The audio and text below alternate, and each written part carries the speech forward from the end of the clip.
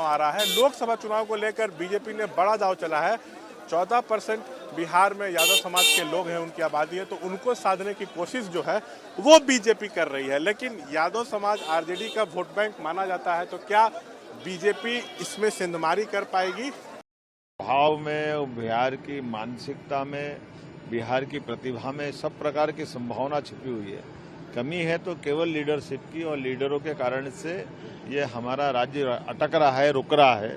मुझे लगता है कि माननीय मोदी जी के नेतृत्व में अगर ठीक से प्रयास करेंगे तो बिहार भी आगे बढ़ेगा। बिहार के लिए माननीय मोदी जी का, भारतीय जनता पार्टी का, सबका बहुत आगे ले जाने का आग्रह भी है, लेकिन थोड़ी लीडरशिप। बिहार के लिए कुछ कहेंगे सर? 40 सीटें हैं बिहार में, सब प्रकार की अनुकूलता है। बिहार के स्वभाव में, बिहार की मानसिकता में, बिहार की प्रतिभा में सब प्रकार की संभावना छिपी हुई है। कमी है तो केवल लीडरशिप की, और लीडरों के कारण से ये हमारा राज्य अटक रहा है, रुक रहा है। मुझे लगता है कि माननीय मोदी जी के नेतृत्व में अगर ठीक से प्रयास करेंगे तो बिहार भी आगे बढ़ेगा। बिहार के लिए माननीय मोदी जी का, भारतीय जनता पार्टी का, सबका बहुत आगे ले जाने का आग्रह। नमस्कार, मैं हूं पवन त्यागी। बिहार में राजनीतिक उठापटक के बीच भारतीय जनता पार्टी ने एक तुरुप का इक्का चल दिया है। बिहार की राजनीति में उससे खलबली मच गई है, और यह तुरुप का इक्का भारतीय जनता पार्टी का है मध्य प्रदेश के हाल ही में नवनियुक्त मुख्यमंत्री मोहन यादव। जी हां, आपको याद होगा जब मोहन यादव को जहां मध्य प्रदेश के सीएम के रूप में स्थापित किया गया, और जिस दिन नाम की घोषणा हुई तभी मैंने आपको बताया था कि मोहन यादव का मुख्यमंत्री बनाना इतना ही भर नहीं है, उनको Z+ सुरक्षा दी गई।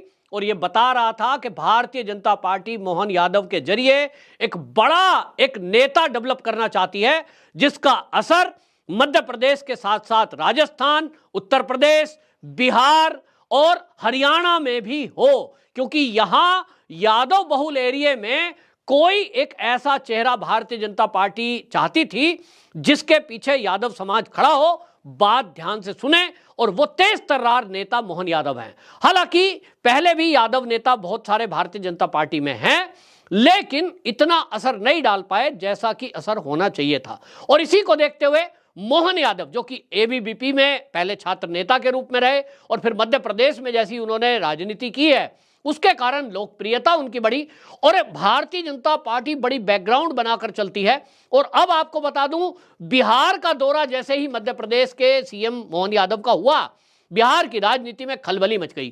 क्योंकि बिहार के अंदर जो लालू प्रसाद की पार्टी है आरजेडी, उसका आधार क्या है? उसका एक ही आधार है, MY फैक्टर, यानी मुस्लिम और यादव वोटों के आधार पर वो सत्ता में आती है।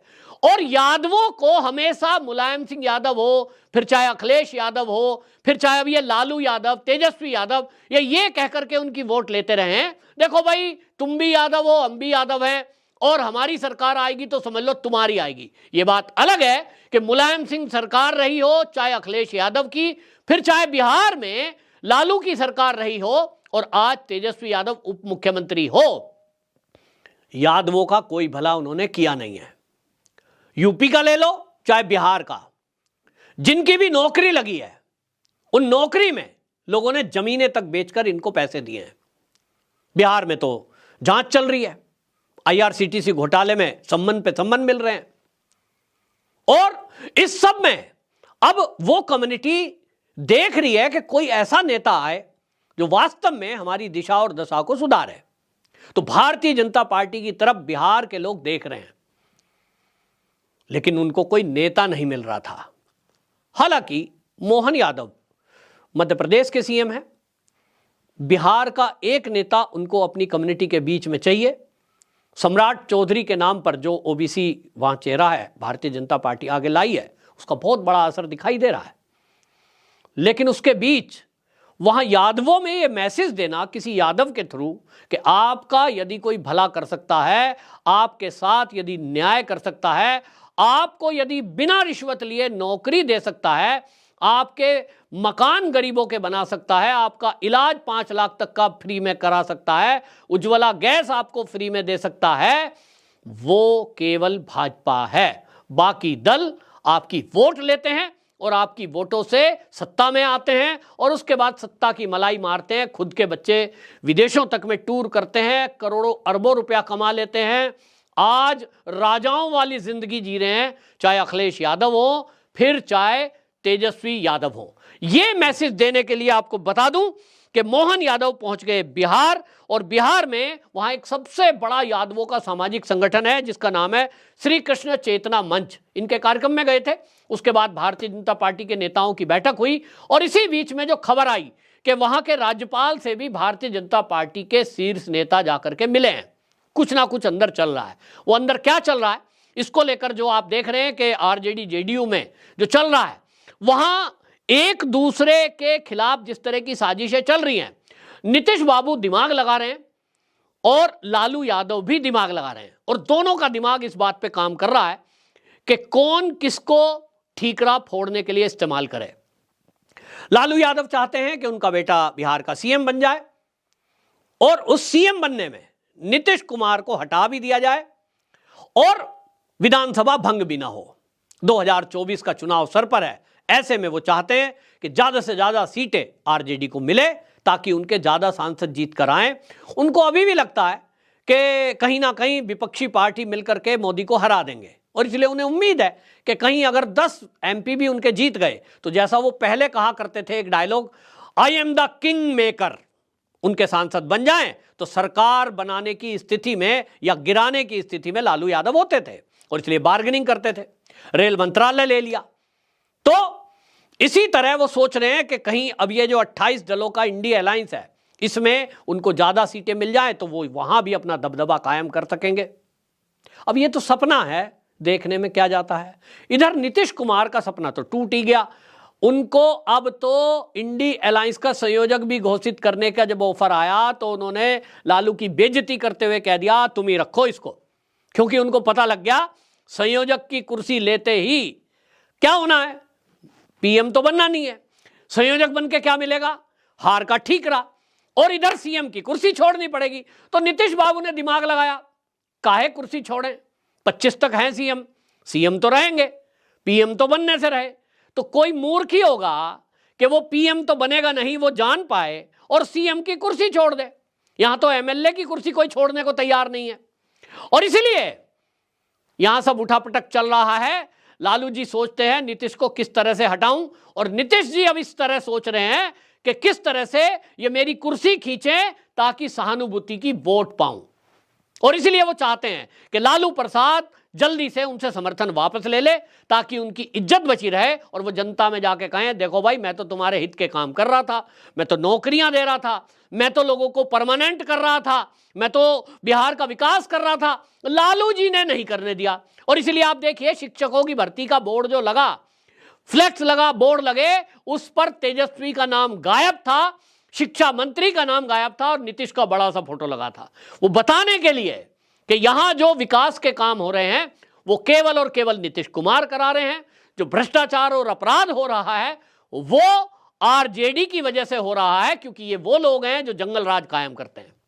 अब इस उठापटक के बीच भारतीय जनता पार्टी अपना रास्ता बना रही है, बनाना चाहिए ही, तो अपना रास्ता उन्होंने चुन लिया है कि ये दोनों आपस में लड़ते रहे, इससे हमें कोई मतलब नहीं, इनमें से किसी को साथ लेना नहीं, अपने दम पर 40 सीटों पर उतरेंगे, अपने गठबंधन के दलों को साथ लेंगे और 40 में से 40 सीट जीतने के लिए बिसात बिछाएंगे। अब उसके लिए तैयारी करना जरूरी है, और इसलिए यादवों में पैठ बनाने के लिए मोहन यादव जमीन पर उतरे हैं।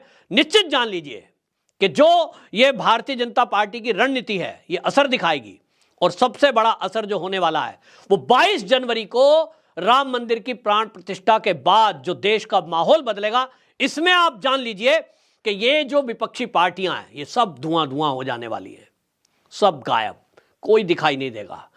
अभी तक मुझे लग रहा था कि कहीं ना कहीं भारतीय जनता पार्टी या यूं कहें कोई भी हिंदूवादी लोग ये पीछे रह रहे हैं, लेकिन जिस तरह से देश का माहौल बदल रहा है धीरे धीरे, अभी आप देख लीजिए, अभी तो 22 तारीख में कुछ दिन बचे हैं, पर डे कुछ ना कुछ नई चीजें आप सुनने को मिलेंगे, और 22 तारीख के बाद मैं दावे से कह सकता हूं कि भारतीय जनता पार्टी बिहार की, जो सम्राट चौधरी दावा करते हैं ना कि 40 से 40 जीतेंगे, अब मुझे लग रहा है कि ये आपस में लड़ते रहेंगे, आरजेडी जेडीयू, कांग्रेस का सुपड़ा साफ होना ही है, कम्युनिस्टों को कोई पूछ नहीं रहा है।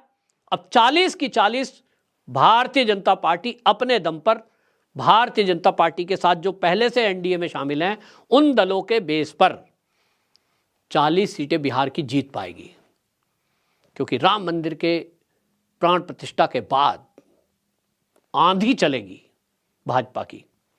और यूपी में अगर बात करूं तो मुलायम सिंह यादव के द्वारा कार सेवकों पर गोली चलवाई गई, इसको याद दिलाने की कोशिश भाजपा कर रही थी। इसी बीच शिवपाल यादव का बयान आ गया कि वो तो जायज थी, चलवाई गई थी।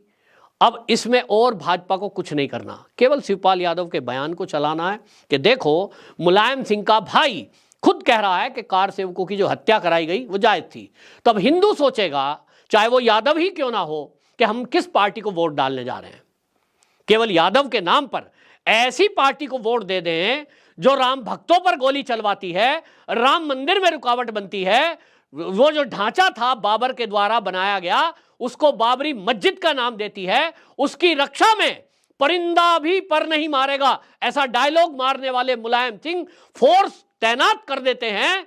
ऐसी पार्टी को वोट दें जिसने यादवों के बच्चों को अगर पुलिस में भर्ती की जगह दी तो लाखों रुपए ले लिए, ट्रांसफर और पोस्टिंग अगर किया उसके भी पैसे ले लिए।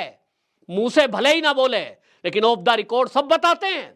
हां, यादवों को यह जरूर है कि प्राथमिकता दी गई, लेकिन फ्री में किसी को प्राथमिकता दी गई, फ्री में किसी को थाने का चार्ज मिला, फ्री में किसी को चौकी का चार्ज मिला, फ्री में किसी को पुलिस में भर्ती कर दिया, ऐसा ना तो बिहार में हुआ ना यूपी में हुआ। आज भारतीय जनता पार्टी की सरकार है, योगी जी की यूपी में सरकार है। मैं दावे से कह सकता हूं एक भी भर्ती में किसी व्यक्ति से 1 रुपया नहीं लिया गया, पारदर्शिता के साथ भर्ती हुई है। और ये यादव देख रहे हैं कि आज अगर पुलिस में हमारा बच्चा गया है, 1 रुपया किसी को नहीं दिया। योगी जी के शासन में बिना पैसे के नौकरी लग गई है। अभी तक 7 लाख नौकरियां सरकार में, पुलिस में योगी जी दे चुके हैं। अंतर बिल्कुल साफ दिखाई दे रहा है। और ऐसे में 40 बिहार की, 80 यूपी की पक्का सीट है। ये भारतीय जनता पार्टी उत्तर प्रदेश में भी सुपड़ा साफ करेगी। मुलायम सिंह यादव की पार्टी समाजवादी को वोट डालने वाला वही होगा जो हिंदू द्रोही होगा, राम द्रोही होगा, वही वोट डालेगा, बाकी नहीं डालेगा। और इसलिए इनको खतरा है, इसीलिए घबराहट है। और आपको बता दूं, मोहन यादव जी ने जो ये यात्रा की है, वो अगली यात्रा, उनका जो अगली बैठक है वो यूपी में होने जा रही है। और इसके बाद आप देखेंगे पूरे देश का माहौल इतना तय है। मैं जिस बात को कहता जा रहा हूं, आप मेरी वीडियो को सेव करके रख लो। मोदी जी भारतीय जनता पार्टी 2024 के लोकसभा चुनाव में 400 सीटें लाने जा रही है। पहले से बोलता आया हूं कम से कम 350, मैक्सिमम 400। अब ये आंकड़ा कहां तक जाता है, 400 से कम तो रहने का सवाल नहीं है। आज मैं ये कह रहा हूं। तो बहरहाल भारतीय जनता पार्टी ने अपने जो अभियान है वो शुरू कर दिया है 2024 का। वहीं इंडिया अलायंस का हाल यह है कि अभी तक सीट शेयरिंग पर कोई बात नहीं हुई है, क्योंकि उनको पता है कि यह हो नहीं सकता।